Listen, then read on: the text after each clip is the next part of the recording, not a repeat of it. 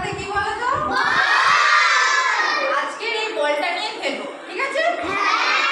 আমি কিভাবে খেলতে হয় সেটা মুনতারিনকে দেখিয়ে দিচ্ছি, ঠিক আছে?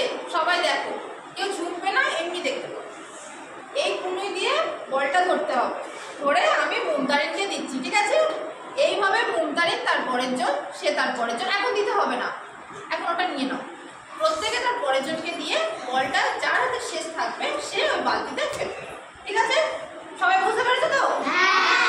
এবার আমি দুটো বল দুজনকে দেব, তুমি দিয়ে দেবো। ধরেছো? ধরেছো? আমি স্টার্ট করলে তার পরের জনকে দেবে। সবাই